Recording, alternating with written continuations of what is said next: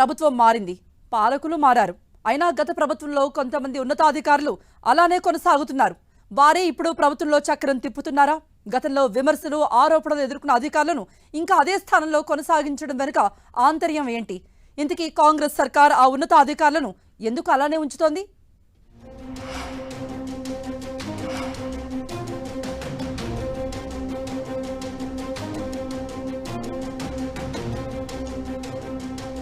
కొత్త ప్రభుత్వంలోనూ పాత అధికారులదే హవా. కీలక శాఖల్లో చక్రం తిప్పుతున్న పాత ఉన్నతాధికారులు.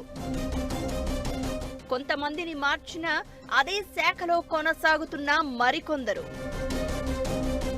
తెలంగాణలో కాంగ్రెస్ ప్రభుత్వం రాగానే బీఆర్ఎస్ ప్రభుత్వానికి అనుకూలంగా ఉన్న అధికారులందరిపై వేటు వేసే పని మొదలుపెట్టింది.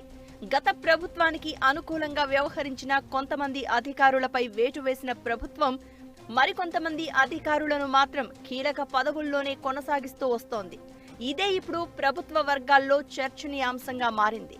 వేటుపడిన అధికారులు మెల్లమెల్లగా పెదవి విప్పుతున్నారు. తమకు పైరవీలతో పని లేదని, ఈ ప్రభుత్వంలో ఎక్కడ ఎలాంటి పని చెప్పినా చేసేందుకు సిద్ధంగా ఉన్నామని, పైరవీలు చేసి పోస్టింగులు తెచ్చుకోబోమని కామెంట్స్ చేస్తున్నారు.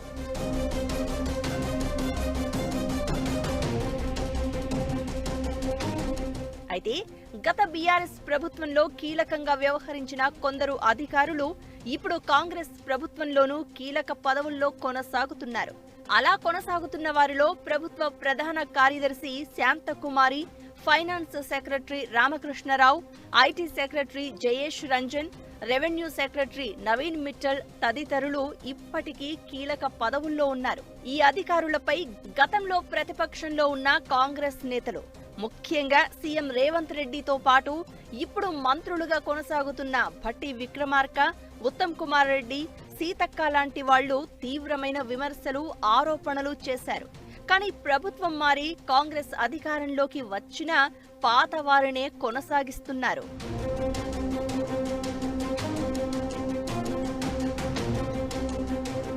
కేసీఆర్ హయాంలో ముఖ్యమంత్రి కార్యాలయంలో పనిచేసిన స్మితా సబర్వాల్, ప్రియాంక వర్గీస్ తో పాటు మున్సిపల్ శాఖ సెక్రటరీగా పనిచేసిన అరవింద్ కుమార్ లాంటి అధికారులపై వేటు వేసి ఇతర శాఖలకు బదిలీ చేసింది రేవంత్ సర్కార్.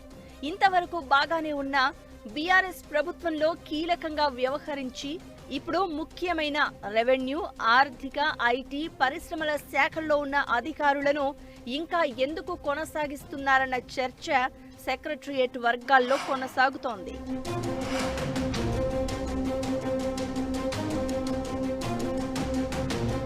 కొత్తగా ఏర్పడిన ప్రభుత్వం కాబట్టి ఆయా శాఖల్లో పనిచేస్తున్న కొంతమంది అధికారులతో సర్కారుకు అవసరం ఉంటుందని, అందుకే కీలక శాఖల అధికారులను కొంతమందిని ఇంకా కొనసాగిస్తున్నారన్న వాదన వినిపిస్తోంది. లోక్సభ ఎన్నికల వరకు ఇప్పుడున్న అధికారులు కొనసాగుతారని, ఆ తర్వాత వీరిపై కూడా వేటు పడే అవకాశం ఉంటుందన్న చర్చ సెక్రటరియట్ వర్గాల్లో జరుగుతోంది.